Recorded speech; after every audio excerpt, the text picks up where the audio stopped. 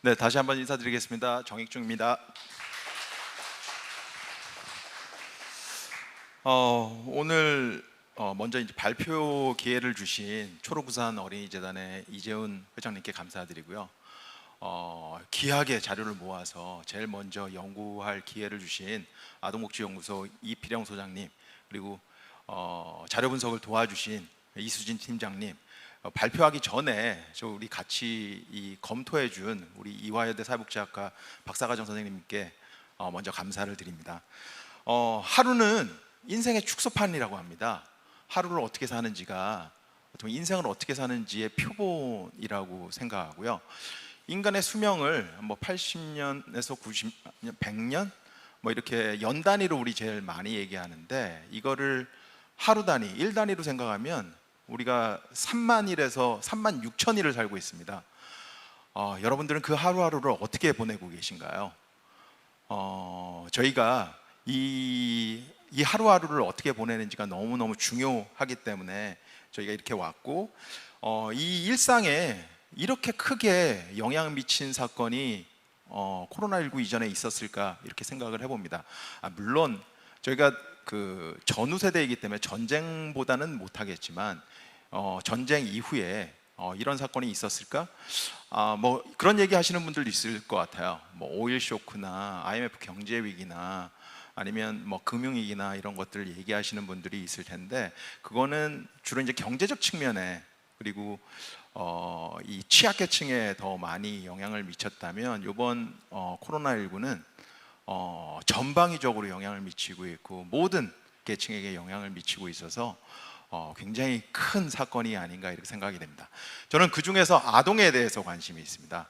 아동이 도대체 어떻게 살고 있는 것인지, 아이들이 학교를 가지 못하고 있었고 온라인으로 수업이 진행되고 있었고 집에서 머무는 시간들이 길어지고 있습니다.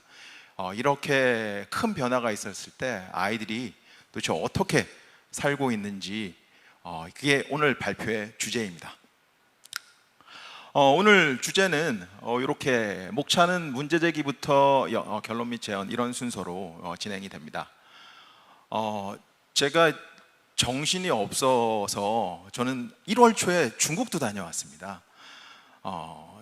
아마 11월, 12월 아마 그 우한에서 엄청난 사건이 벌어지고 있는데, 그것도 모르고 1월 4일에서 1월 8일까지 학생들까지 끌고 우한이 아닌 다른 곳이긴 하지만 다녀왔습니다. 이렇게 문제가 커질 거라고는 전혀 상상하지 못했고, 우리가 기억하는 이런 얘기를 해도 되는지 모르는데 31번 환자에서 대구, 신천지 교회 이런 곳을 통해서 엄청나게 이제 환자가 늘어나기 시작했고, 이때부터 온라인 얘기가 나오기 시작했고 개학은 연기됐고, 지금 현재 아이들이 학교를 다니고 있지만 학교를 다닌다고 해야 될지 문화센터를 다니고 있다고 해야 될지 3주에 1주를 가고요, 일주일에 하루를 학교를 다니고 있습니다. 아마 오늘도 우리 아이들, 제 아이가 3명이 있는데 그 아이들이 저를 지켜보고 있을지도 모르겠습니다. 유튜브 채널을 통해서. 이렇게 학교를 가는 아이들이 학교를 가지 않고 이렇게 많이 이런 경험을 지금 하고 있습니다. 이 코로나19 이전과 이후로 나눌 만큼 애프터 코로나, 비포 코로나 이렇게 얘기를 하는데, 모든 큰 사건들이 이제 변화가 있었고, 다행히 이 어린이재단에서 제일 먼저 아이들의 변화에 대해서 관심을 갖고 조사를 했고요. 그래서 언론에도 보도가 됐고, 저는 그 자료를 조금 더 가공해서 여러분들에게 이제 보여드린다고 하면 될 것 같고요. 코로나19가 여러 가지 이제 영향을 미쳤지만 아직까지는 관련 연구가 굉장히 부족한 상태이고, 아마 후반부에는 굉장히 많은 연구들이 벌어지지 않을까 이렇게 생각을 하고 있습니다. 이 코로나19가 우리에게 미친 영향을 보면 이렇게 생태학적으로 이제 살펴볼 수 있을 것 같은데요.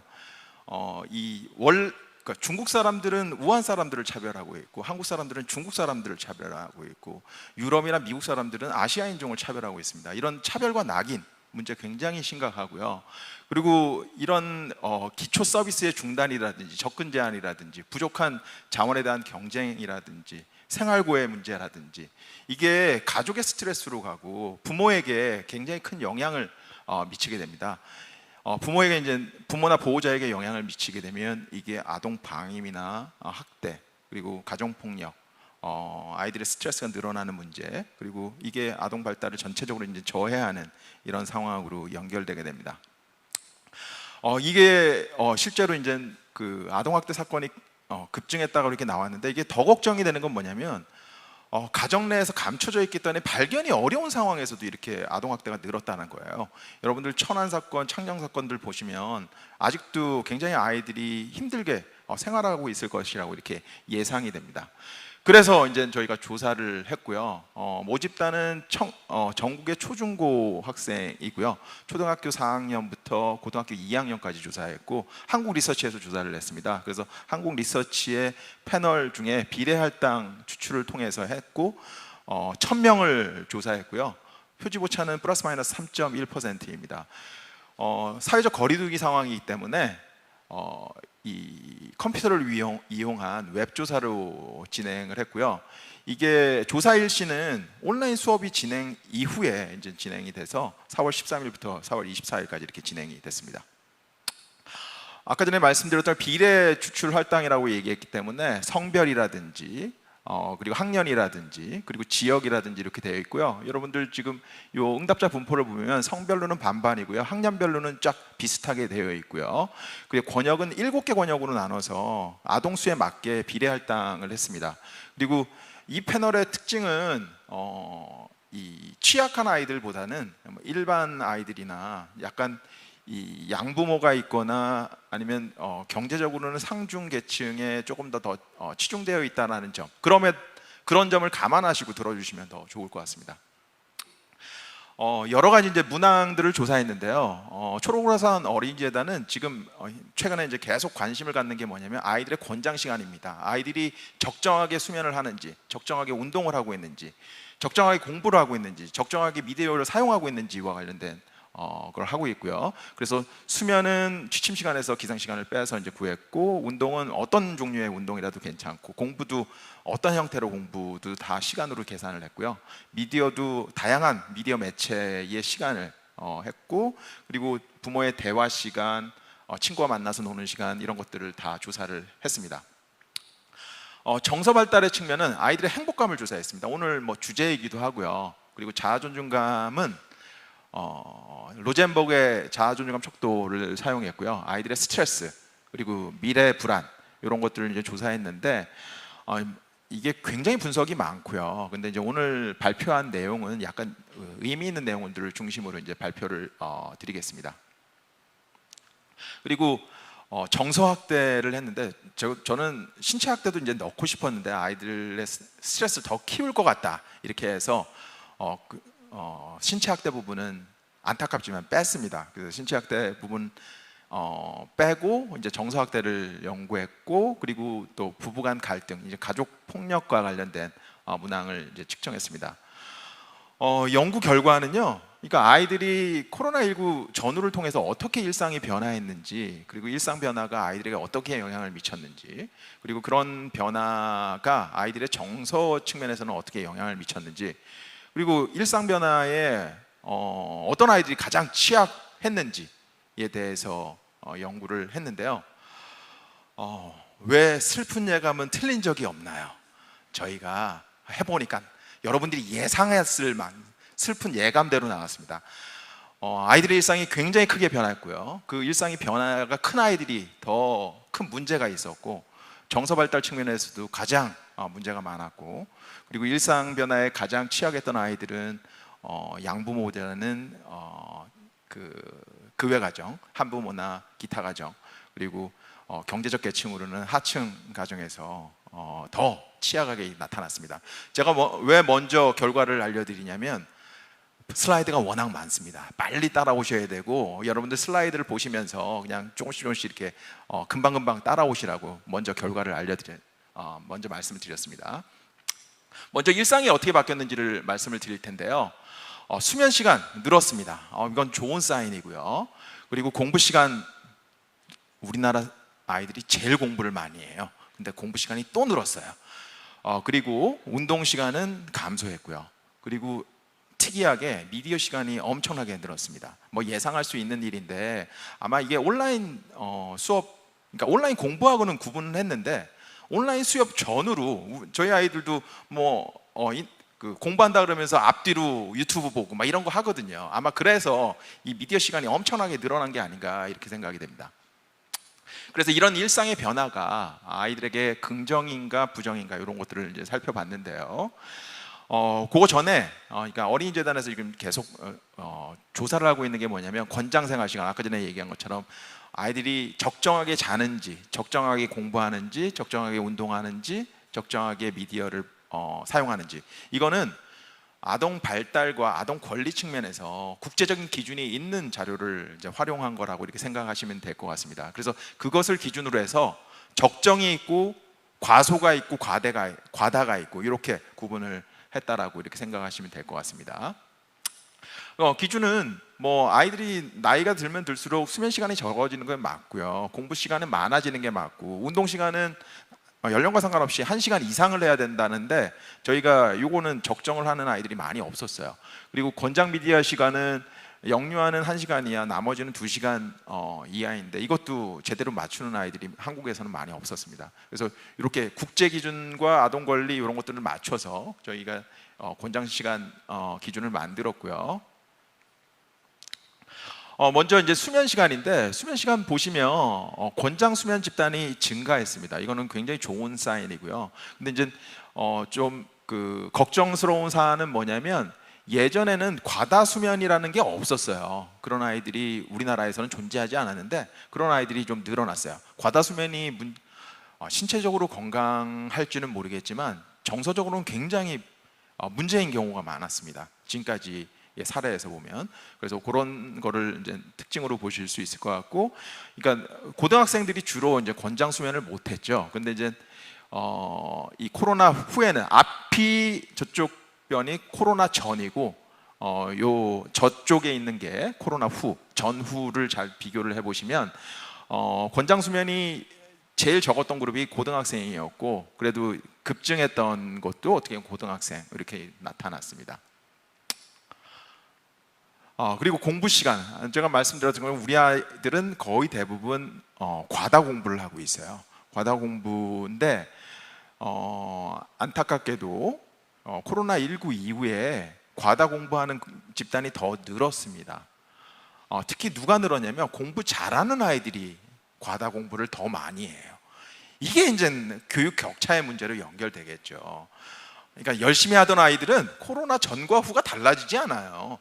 근데 열심히 안 하던 아이들이 이제 많이 풀어지게 되고 힘들게 되고 교육 격차가 커지게 되는 그런 현상이 나타나지 않을까 이렇게 생각이 됩니다.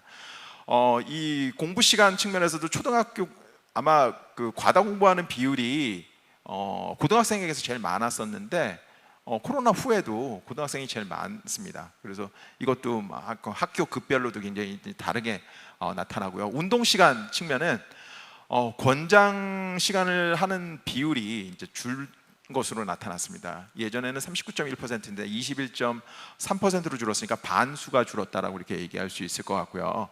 그래서 코로나 전 보시면 초등학생은 그래도 권장 운동을 하는 아이들이 많았어요. 코로나 전에는. 근데 코로나 후에 보시면 학교급이 아무런 관계가 없어요. 모두 다 한 20% 정도밖에 권장 운동을 하고 있지 않아서 이게 큰 변화가 아닐까 이렇게 생각이 됩니다. 미디어 시간도 지금 살펴보시면요, 예전에도 과다가 많았습니다.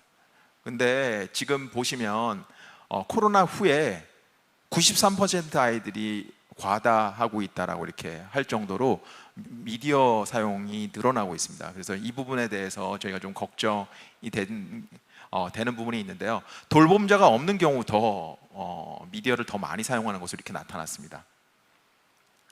그리고 지금 학교급별로 이제 살펴보면 뭐 고등학생이 예전에도 많았고 어떻게 보면 코로나 후에도 가장 많은 것으로 이렇게 나타나서 이런 부분들을 여러분들이 확인하실 수 있을 것 같고요. 이게 권장 생활 시간을 얼마나 충족하고 있는지의 비율인데 아까 전에 4가지 영역이 있기 때문에 총 4점을 받을 수 있고 다 충족하지 못하는 아이들은 0점입니다. 그런데 보시면 아시겠지만 코로나 전에 비해서 코로나 후를 보시면 권장 생활 개수를 충족하지 못했던 아이들의 비율은 코로나 후에 늘었고요. 충족했던 아이들의 비율은 감소하는 것으로 나타났습니다. 옛날에도 불균형했고요. 코로나19를 훨씬 더 불균형해졌다는 사실을 여러분들이 확인하실 수 있을 것 같습니다. 그러면 이런 변화가 아이들에게 어떻게 정서 발달에 이제 영향을 줬는지를 살펴보겠습니다. 수면 시간, 아까 전에 말씀을 드렸는데 적정 수면 시간을 보시면 아이들의 행복감이 과다 수면할수록 가장 행복감이 낮았어요. 적정 수면을 하는 아이들이 자아 존중감이 높았고, 과소 수면이나 과다 수면은 자아 존중감도 낮고 행복감도 낮은 것으로 이렇게 나타났습니다. 공부 시간 측면에서는 이게 뭐 과다 공부든지 권장 공부든지 과다 공부든지 뭐 상관하지 않고 별 차이가 없었어요. 아이들의 행복감은. 그렇지만 자아 존중감은 이게 엄청난 차이가 있습니다. 과다 공부하는 아이들이 자아 존중감이 높아요. 이게 뭐 공부를 잘하는 아이들이 칭찬도 많이 받고 그래서 이런 현상이 나타날 텐데 이렇게 나타났고요. 운동 시간도 아까 전에 말씀드렸는데 권장 운동하는 아이들의 비율이 줄었지만 권장 운동 시간이 이제 1시간 이상이었던 아이들 같은 경우에는 행복감도 높고 미래 불안감도 감소하는 것으로 이렇게 나타났습니다. 그래서 운동 시간을 지키는 게 굉장히 중요하다는 걸 여러분들이 확인하실 수 있을 것 같고요. 미디어 시간은 권장이든지 과다이든지 행복감에는 큰 영향이 없는 것으로 나타났습니다. 그렇지만 미디어를 많이 사용하면 사용할수록 스트레스는 높아지는 것으로 나타났어요. 이거는 아마도 미디어를 많이 사용하면 부모랑 부딪힐 수밖에 없고 그런 것들이 스트레스로 나타난 게 아닌가 이렇게 생각을 해봅니다. 그리고 부모의 대화 시간이 많으면 많을수록 아이들, 그러니까 급증한 아이들이 부모의 대화 시간이 증가했다고 하는 아이들이 행복감이 가장 높은 것으로 나타났어요. 그러니까 부모의 대화 시간이 얼마나 중요한지를 다시 한번 알 수 있을 것 같고요. 그리고 하루에 30분 이상 집 밖에 나가지 않았다는 아이들의 스트레스가 훨씬 더 높은 것으로 나타났고, 이 가정 폭력이라든지 학대 정도는 높은 것으로 나타났습니다. 그러니까 집 밖에서 나가지 못하는 아이들이 학대도 많이 당하고 있다라고 이렇게 여러분들이 확인하실 수 있을 것 같습니다. 그리고 친구들과도 만나지 않고 SNS로 연락하는 아이들이 지금 현재 미래 불안이 더 높고요. 이렇게 나타났습니다. 그러면 더 어려움을 겪었던 아이들이 누구인가를 이제 살펴보겠습니다. 마지막으로 요거는 보시면 낮 시간에 성인 돌봄자가 있었는지 여부를 보는데 하층일수록 성인 돌봄자가 없었습니다. 그리고 가족 형태 측면에서는 양부모보다는 급의 가족, 그러니까 한부모 가정이라든지 친인척, 조부모 가정에서 훨씬 더 성인 돌봄자가 없는 것으로 이렇게 나타났고요.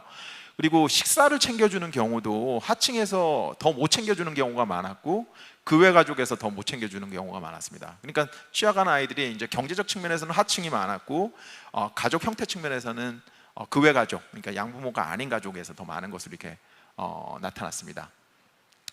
그리고 이게 권장 공부와 관련해서도 이 과소 공부하는 아이들이 하층에서 더 많았고 그리고 그 외 가족에서도 더 많이 나타났고 여러 가지 불안감도 지금 얘기한 것처럼 하층에서 제일 높고 그 외 가족에서 더 높은 것으로 이렇게 나타났고 그리고 사회적 고립감이나 외로움도 지금 얘기한 것처럼 하층에서 제일 높고 그 외 가족에서 제일 높은 것으로 이렇게 나타났습니다. 그러니까 취약한 아이들이 경제적 측면에서는 하층이고 이 가족 형태 측면에서는 그 외 가족, 그러니까 한부모나 지금 얘기했던 조부모, 친인척 이런 가구라고 생각하시면 되겠습니다.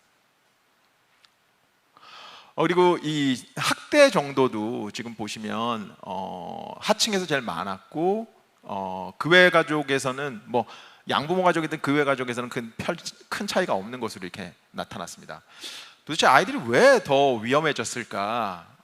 아마 뭐 여러분들이 상상하실 수 있을 거라는 생각이 들고요. 이게 아마 부모 이슈가 굉장히 큰데 부모에게 고립감, 스트레스, 뭔가 이런 여러 가지 이제 자원의 부족 이런 경제적 이슈랑 굉장히 밀접하게 관련이 되어 있고 이게 가정폭력하고 관련이 되어 있습니다. 가정폭력과 아동학대는 같이 있는데 우리는 부처가 나눠져 있어서 제가 매번 하는 얘기인데 오늘도 또 한 번 할게요. 아동학대는 보건복지부, 가정폭력은 여성가정부. 이게 말이나 되는 얘기입니까? 이게 절대 그래서는 안 되는데 이 부분을 꼭 해결을 해야 되지 않을까 이렇게 생각이 됩니다. 누가 더 위험에 노출됐냐면 아까 전에 얘기한 것처럼 초등학교, 중학교 아이들이 더 부모가 학대하는 걸 더 많이 노출되어 있었고, 그리고 이 희한하게 이렇게 외벌이 가정에서 더 영향을 많이 미치는 것으로 나타났어요. 이게 예전엔 학교를 갔다 와서 이 부모가 돌보는 시간이 짧았거든요. 근데 이제 부모가 하루 종일 그걸 한 6개월 정도 지금 하다 보니까 스트레스가 다 맥시멈 수준이에요. 최대치에 지금 다가왔고, 그러다 보니까 지금 그런 문제가 발생하지 않나 이렇게 생각이 됩니다.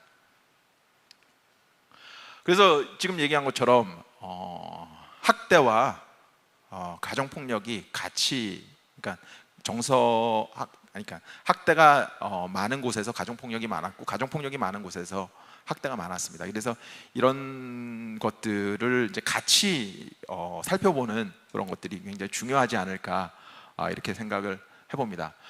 네, 이제 결과 요약인데요.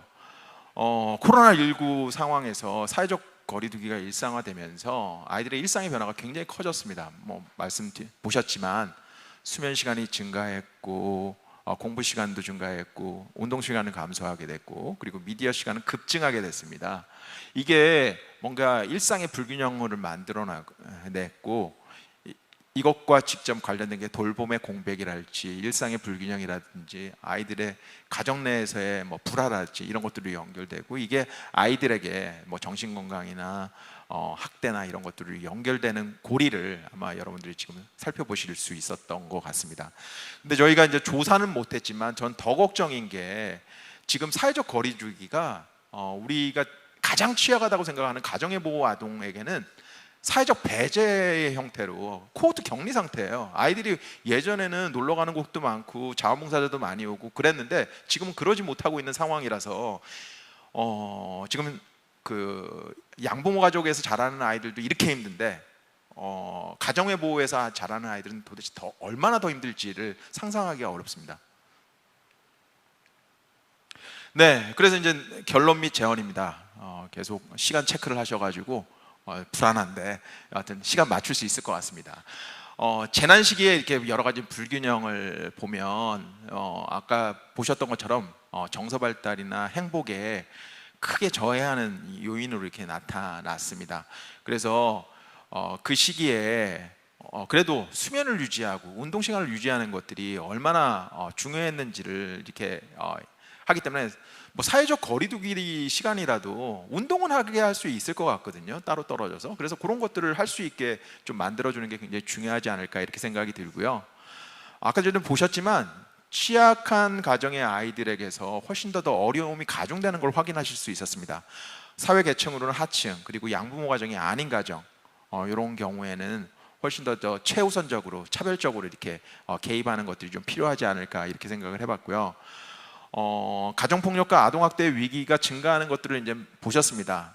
일반 가정도 모든 기능들이 가정으로 몰리면서 어떻게 보면은 모두가 가부화 상태인 것 같아요. 그래서 예전에는 저희가 다루지 않았던, 지금 얘기했던 초중학생들을 둔 이렇게 외벌이 가정도 좀 챙겨야 되지 않을까 이런 생각을 해보게 됩니다. 그리고 저희가 이 연구를 하는 이유도 아동 학대와 이 방임의 문제가 클 거라고 생각을 해서 이제 시작한 건데, 저희가 이 아동 행복 지원 시스템이라고 41종의 빅데이터를 활용해서 아이들의 위기도를 확인하고 있어요.